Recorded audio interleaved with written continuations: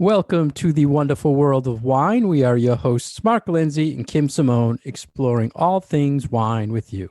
You can find us on Facebook at The Wonderful World of Wine.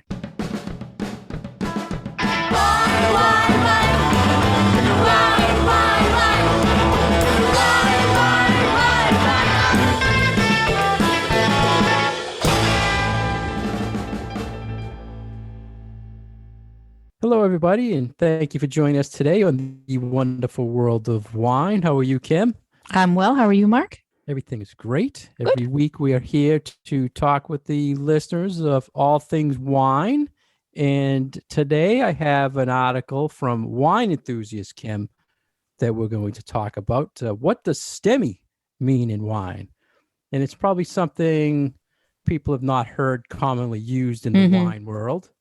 And typically the practice has to do with how the wine is fermented.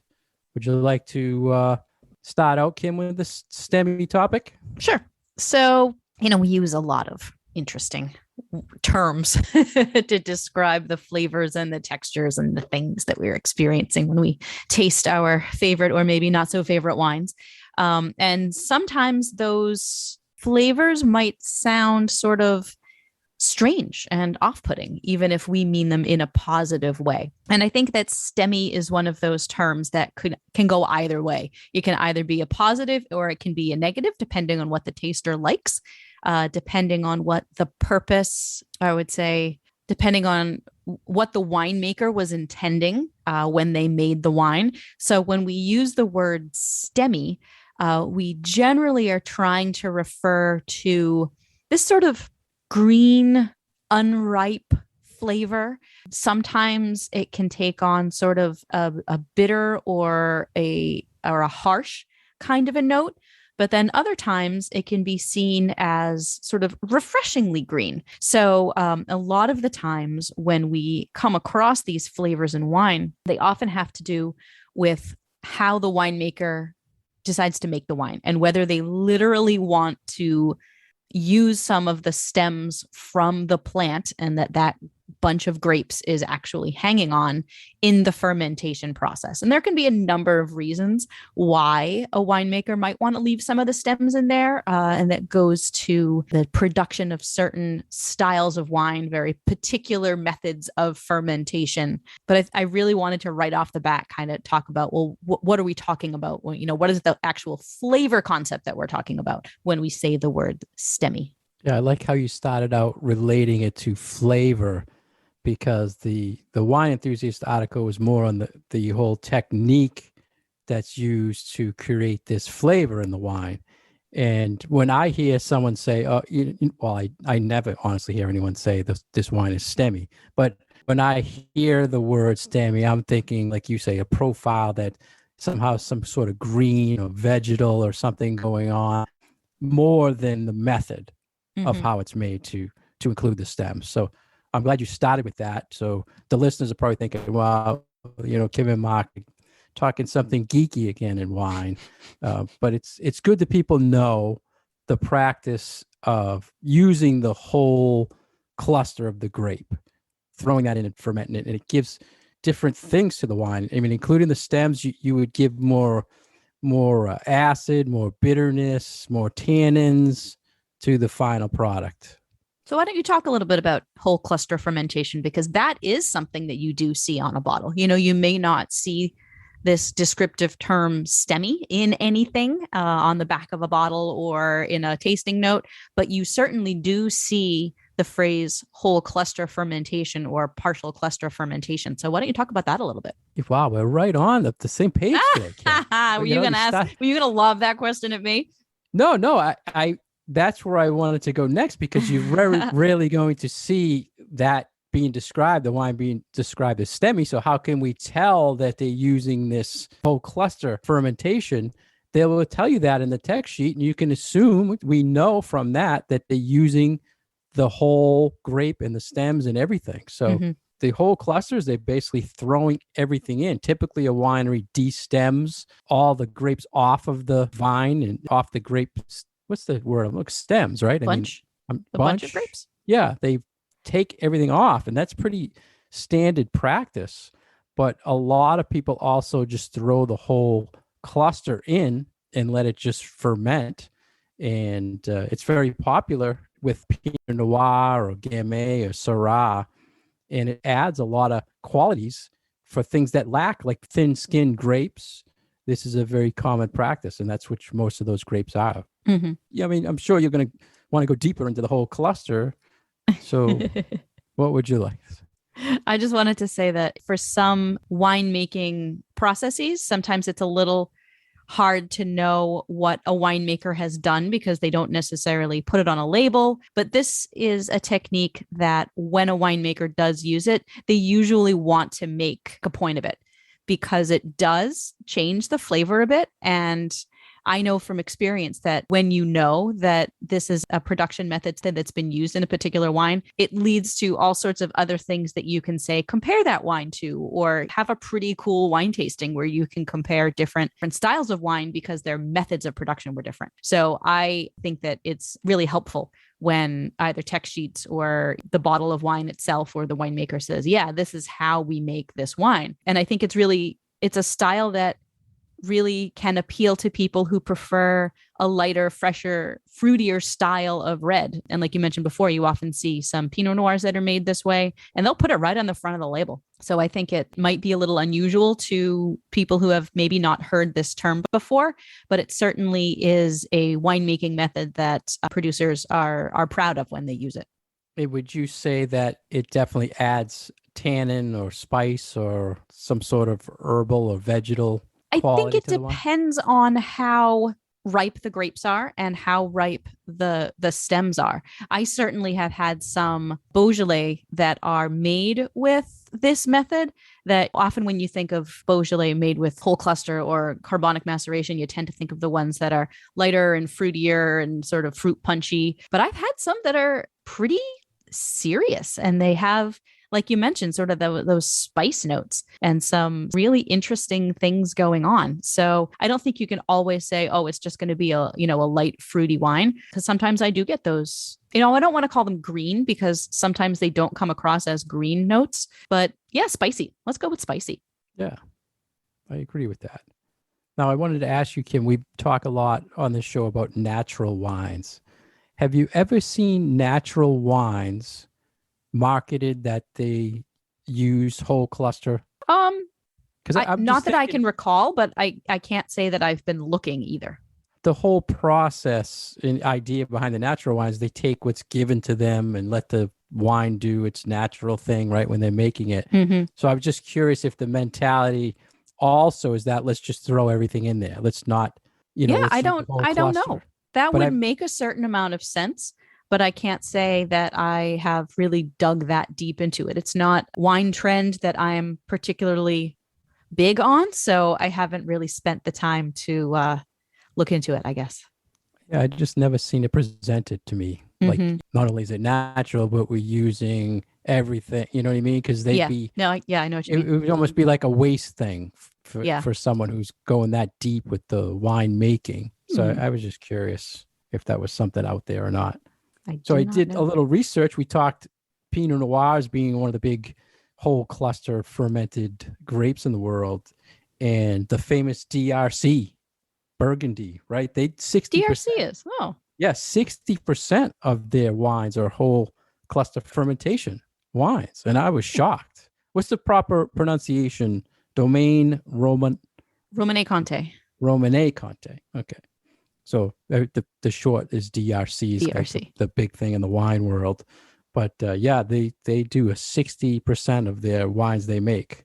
It would make sense for Burgundy, especially for, really good Burgundy, because you're trying to get as much flavor, as much oomph out of those grapes as possible. So I get that. Yeah.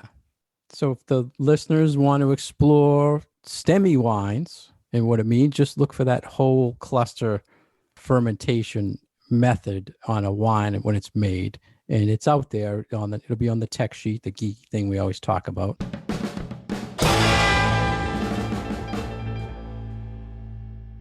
You're listening to The Wonderful World of Wine, and we are your hosts, Mark and Kim. You can find more information about Mark at franklinliquors.com And you can find more information about myself at commonwealthwineschool.com. And as always, you can find us on Facebook at The Wonderful World of Wine.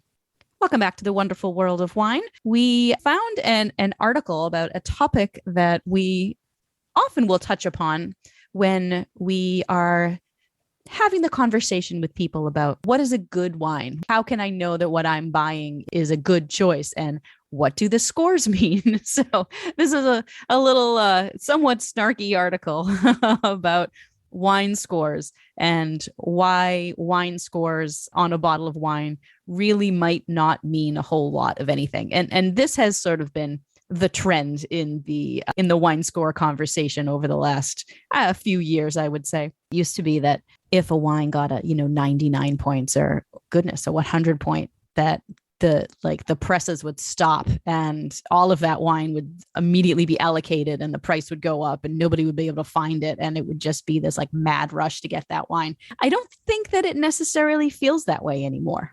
How do you feel from a retail perspective? I see that about too. That? Yeah. Years ago, I think more consumers were looking for things based on points. They wanted to find the higher rated things. And of course, sales, people would always sell based on that. But now I think it's less people really care about and seek the points, but more people still try to sell you a wine based on the points. Does that make sense? I'm surprised that people still even bring up points, frankly. People trying to sell me a wine, and you'll notice it more and more. They're putting points on the labels, little stickers and stuff. And I had kind of a culture thing with this. I just recently watched a movie called Tokyo Wine Party, and it was the whole wine scene in Tokyo and how the parties are based on them only serving like 100 point, 99 point wines, most of which were counterfeit anyway. But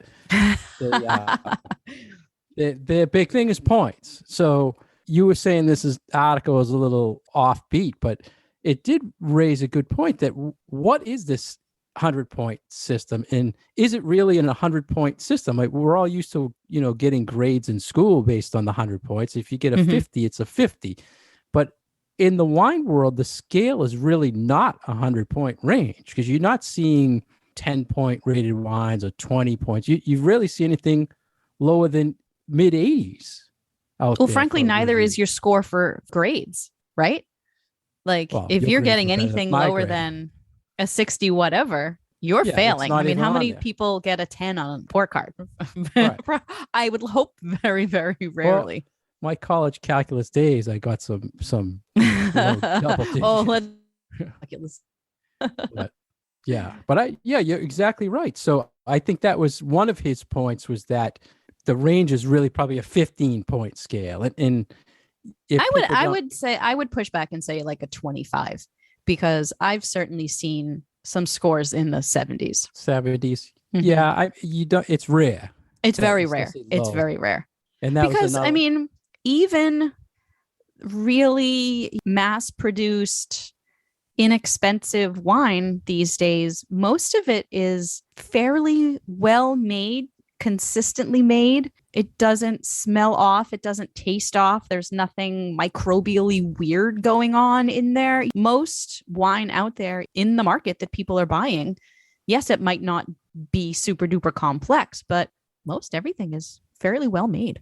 That was another point that Gus Clemens raised in this article, is that most consumers, can you really taste the difference between if someone tells you it's 88 points or it's 90 points? What's the taste difference in that range? So like you said, there's a lot of stuff out there that's just easy drinking wine that you could anyone could rate it 90 points, right? I mean, it could, compared to other things, it's tasting good, it's 90 points. So he raised a couple good points about critics and how we really judge that. Now, Robert Parker was the gentleman who came up with the 100-point system, right? And it was fairly brilliant to use a system that Americans kind of inherently were familiar with because of, like you said before, school grading, which is different from the English system. So it really was, I think, a really smart way of appealing to this idea that it wasn't something that he had to teach Americans. Like, you say, oh, this is a 95. You know what a 95 is if you went to grade school in America. Right. Whereas, like you mentioned, the UK only uses a 20-point Right. scale. So maybe he didn't like that. So he figured the Americans won't relate to that as well. And he came out with this system. I have to ask you, Kim, you obviously have well, I don't want to say you have the opportunity, but you shop. I'm a shopper. So, I mean, I notice Mhm. things on the store shelf. Do you even look at the points? I will look at them. I don't know that it sways me one way or the other, but I think it's interesting to see what bottles have them, what stores still use them. So, I think it's a point of interest, but for me, not necessarily something that is going to make a decision for me. But I do still feel like there is some value to a consumer who maybe doesn't necessarily know what a particular brand is all about or what this particular wine is like. And to see, something in the 90s, I think that it's a fair bit of comfort for a lot of consumers to say, oh, okay, this at least somebody else says that this is a good wine. So I'm not the only one making the decision here. It seems lately I see them use more for tricks. In other words, they'll put that sticker on the bottle, 91 points, and then you look around and they'll say the 2002 vintage, Yeah. or it's, But that you know, trick's been going on for a really long time. yeah, but I think more and more, and that's where people have to be careful because just because at one point in its career, a winery got that rating doesn't mean that wine in that bottle that drinking or buying got that rating. There could be something said about if they're saying, for the last 10 years, we've gotten 90 plus points every year. What I like to do, and we talk about this a lot too, is that you can find anything good or bad about any wine you want if you dig deep enough into a Google search. And I always just try to use like publications that are kind of similar to my palate, and then I'll Yeah. relate that to another publication. So if two or three publications reviewed a wine and they're all within a couple of points, then everyone's pretty consistently saying that that's a good wine or because it's 90 or 92 Mm-hmm. points or whatever. But if you see one like really high and then one like really low and totally different profile descriptions, then that's got to set you off like why, right? So those are the kind of ones I would stay away from, or then I'd have to make my own view on it to taste it. I don't know how when you see something, if you go with one critic and you kind of stick with that, and so you trust their points. I trust importers more than I trust critics. I think because I pay attention to who is bringing the wine in more than I pay attention to what certain people are saying about the wines. Because if it's a wine that I've tasted it and I think it's good, then the only one that I need to worry about is me. Does that Yeah, sound like yeah, totally snobby? But I guess, yeah. No, if no. it's a wine that I've Everybody never has their had own. before, I don't know. There's not really a whole lot of critics that I pay attention to. And I think that just goes to show that maybe they are a little less influential these days. And that's another thing when you say, do we trust these people? Because a lot of times a winery has to submit wines to be reviewed for the major publications. And I'm pretty sure they'll say, send me free wine, we'll review it. But hey, you might want to advertise with us too. And, so there's a lot of people that feel, and I think that was one of the points in this article was, can you trust them? That's how I've It- always felt. you It's know, like, oh, certain publications, this nice big 2-page spread, and oh, look at the nice high scores they give these wines. right. And a lot of times there'll be a review on one page and you flip it over and there's a full page ad on the next page. So you're like, wait, I just saw this. Oh yeah, they just reviewed it over here and then they're advertising here. So that's been going on for years as well.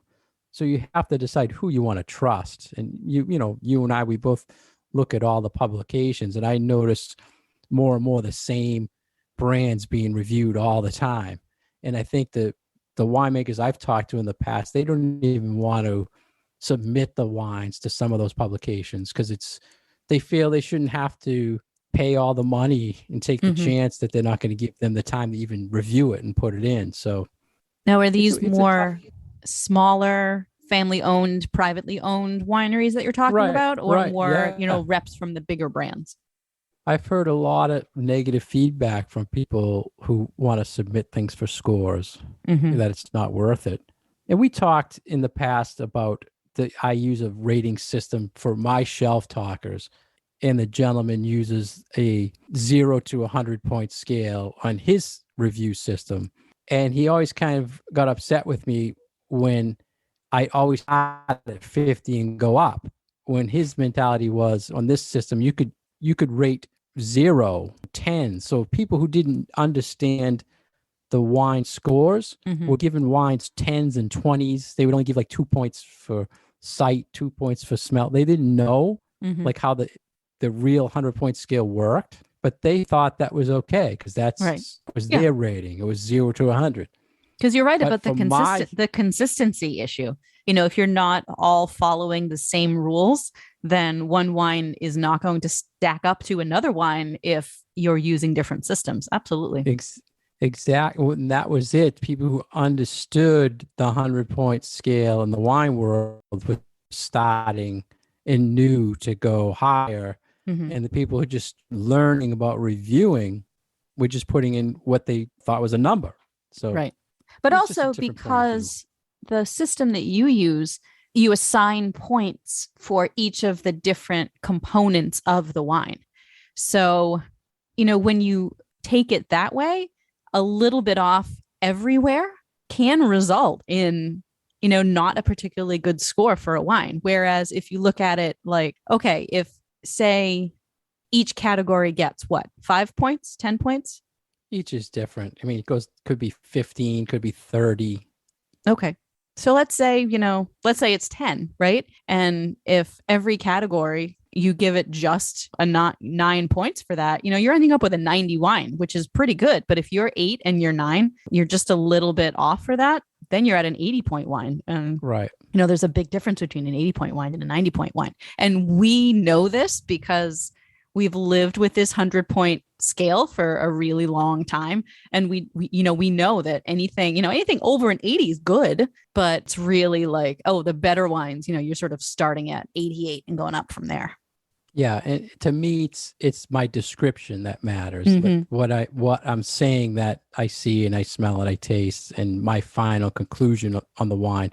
And at the end, I get some points and I really don't look at those, but a lot of times it might come out 88 and I'm like, yeah, it doesn't, to me, it doesn't matter because this is how I can tell the customer what the wine tastes like or what it smells like. And I don't really need the points. But if a consumer doesn't know how to translate those aromas and flavors and tasting notes that you've got in there, then that number is more valuable for them because it's a quick thing that they can get. Yeah. So that's exactly kind of where I was going. To me, the points are there. If you want them, they're there, but it's my opinion. So I might tell you, I taste and smell cherries, you buy it and you don't. Then you would say, wow, couldn't have been 88 points, right? Because I didn't smell or taste that. It's the profile that to me is important. If you want to just go by the number and you're looking for a certain number, you're not going to press anyone with Mark's 88-point wine versus Wine Enthusiast's 88-point wine. It's all personal preference. And but the interesting point about that comment is that, I feel like when it comes to the scoring of wines by big publications, I don't feel that it's the flavors necessarily that are contributing to the score. Like, I don't think that but the raspberry gets a higher score than a blueberry. Right. But they do have the description there with the points. So, yeah, but I see what you're saying. Too, one of the questions I want to ask you, could you walk into a retailer and say to them, what do you have for 90-point wines? And they could tell you what? I don't know. I mean, some retailers, or at least that used to, have sections. And there are a couple that I can think of now that I think still do, like have an entire, like sections of their store that are dedicated to wines that have received higher scores. And whether that is because it makes it easy on the staff or whatnot, people, I don't know. Yeah, the people are probably shopping that way, like you said earlier. So did you have that type of thing at Martinetti? No. They didn't. Nope. No. We didn't put up shelf talkers. We didn't put up scores. We relied on us. Yeah. And that's a good thing. I mean, over the years, when like the top 100 wines would come out every year. You make a section. These are the top 100 wines. It was, they had the points, plus they had their rating of the top 100, but those would be a section. Right. Anytime there was 100-point wine, everyone wanted it, and people would make a section on that. But I just don't see the trend as strong as it was. Yeah. I think consumers are a little smarter selecting wine, and for sure, you're not seeing any reviews on most of the big brands. They might have gold medals or something like that, but they're not touting that they're 90-point wines as much. And I think it's not also as easier common. for people to find But- information than it used to be. So there's really not no need, but there's if you less want of a it, you can need, find I it. feel, for people to be relying on what it says on the shelf when you can easily pull out your phone and check something out. Right. And then you got other apps that do stars, 3 Mhm. stars, 5 stars. What's the same That's thing? what I You could do. be like, I do stars.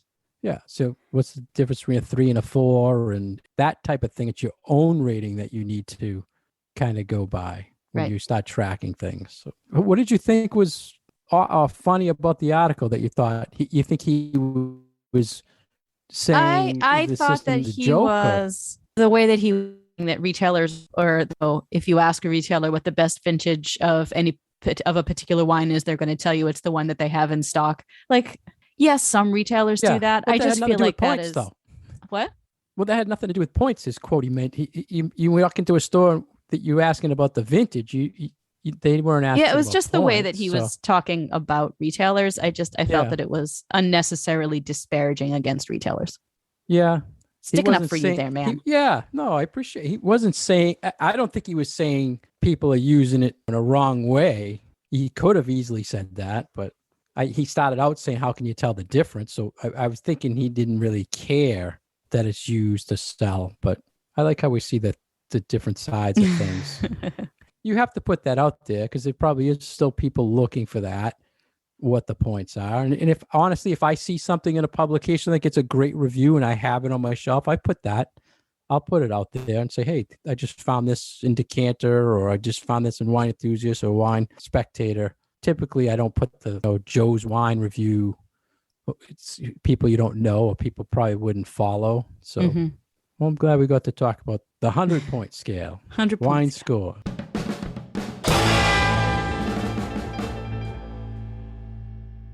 Thank you for listening to us today on The Wonderful World of Wine. We have been your hosts, Kim Simone and Mark Lindsay. You can find our past episodes on SoundCloud and iTunes, and every week on Franklin Radio 102.9 WFPR. And as always, on Facebook at The Wonderful World of Wine.